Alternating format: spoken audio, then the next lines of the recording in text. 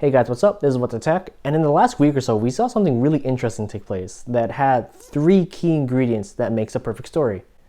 Misinformation online, our wizard meme emperor Elon Musk, as well as Mark Zuckerberg living up to his name and wanting to zuck up all your data.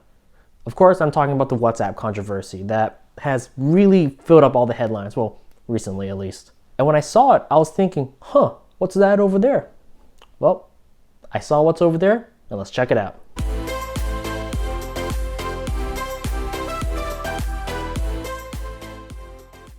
Now, to first look at what started it all, WhatsApp sent out a notification to its nearly 2 billion users that they're going to change its terms and conditions for 2021. And if you didn't agree to it, your account will be suspended and you can't access it, and you only have until February 8th to agree. Yeah, that seems like a strong arm tactic and kind of hostage situation-y. Now, based on that, if I was a WhatsApp user, just seeing that there pop up and knowing what I know about Facebook, or just hearing about what I know on Facebook, I would think that my personal information, the messages I share between friends, coworkers, memes, private, intimate messages, I'd be locked out of that and it could potentially be deleted. Not only that, if I agreed, because Facebook, the word shows up so many times and it is, some would say, fairly or unfairly associated with greed, Facebook would have access to all of my data because historically, Facebook likes gobbling up data. Now, based off of just that and the common knowledge of Facebook and what they've been doing these last decade, half decade or so, I wouldn't fault anyone for thinking that their accounts were going to be deleted, or I wouldn't fault anyone for thinking that if they accept, Facebook would have access to all their information. I mean, that's their MO. That's why people know the meme of Mark Zuckerberg zucking all the data. There was so much disinformation about this very topic when it blew up that I'm not gonna lie. When I looked into this, as this was a bigger story, I kind of fell for it too.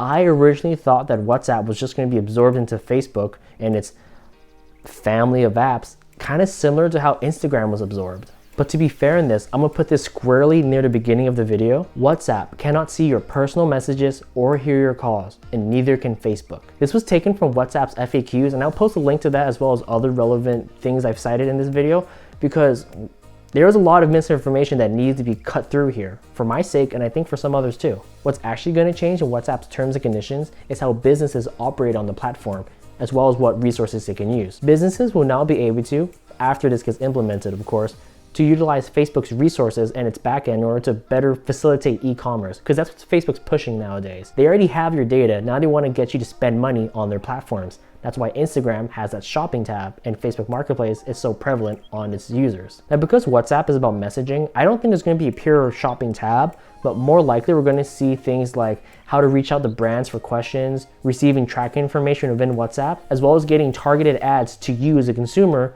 thanks to all the data you've just given Facebook. You initiate a return because you didn't like a product? Well, boy, do I have a replacement for you. Facebook wins either way in this regard. Now, with all the controversy that happened from all this hullabaloo, Facebook has actually pushed back the policy implementation by 3 months. So instead of February 8th as a cutoff, it's going to be May 15th. It's still going to happen, but they're giving people more time to digest the data and understand the terms and conditions at their own pace. And also, they've admitted themselves that they're going to have to do a lot to inform the general public about what's true and what's false. They're so dedicated to this that they've actually taken up expensive ad buys in key markets for them in traditional media. Think of full page ads. And this is an attempt to stop the gushing wound of people leaving their platform for other places such as Telegram and Signal. Signal receiving a call out by Elon Musk himself on Twitter. According to the mobile app analytics firm Sensor Tower, WhatsApp competitor Signal saw 17.8 million downloads between January 5th and January 12th, up from 285,000 the previous week. The fellow messaging app Telegram saw 15.7 million downloads during the same period, over 7.6 million downloads more than it saw the week prior. And by this point, those numbers have surely grown since then. I think the best way to sum all this up before we continue moving forward is that there is a lack of trust with Facebook and the Facebook brand.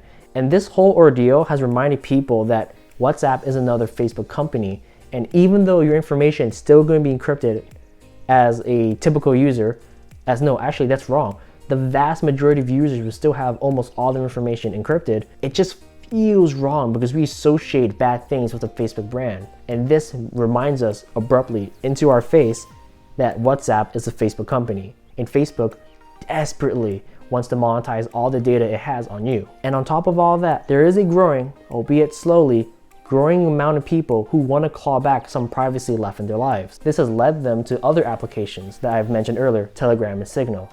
Now the funny thing about these two is that Telegram specifically, I don't know if you guys noticed in like my wallpapers in some of my other phone reviews, but Telegram is actually not as secure as WhatsApp, even though it's fairly known for being secure. By default, your messages are not encrypted on Telegram. You have to enable it by doing secret chats with people one-on-one. There is at the moment no group encryption, while Signal is without a doubt more secure compared to WhatsApp.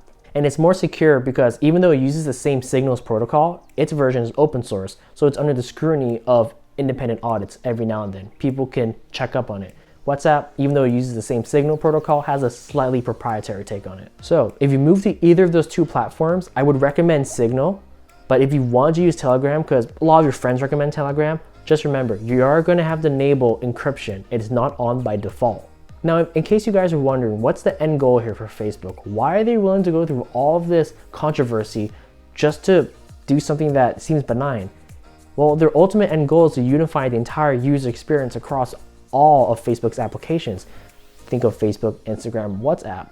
They want to merge that backend so your data seamlessly moves across various applications, where even though you're not using the Facebook app, you're using a Facebook family of apps. The more information you give to these applications that are owned by Facebook, it makes your data more valuable to advertisers. And that's how Facebook also makes money. Little anecdotal evidence here, I still know a not insignificant amount of people who don't know that Instagram is owned by Facebook, and they go, oh, I'm done with Facebook, that's for old people. Well, you're still on Instagram and you're still uploading all this information for them to target ads to you. I'm not trying to say I'm holier than thou, no way I am. I still use those applications, I like them, but you should be informed of what you're giving. Oh well, this is part of a ever larger conversation of convenience versus privacy, and the decision is ultimately up to you. Thanks for watching, guys. I hope you learned something, or even better, I hope I cleared some misconception on this issue, because it took a little bit of digging in order to figure out what's truly going on here.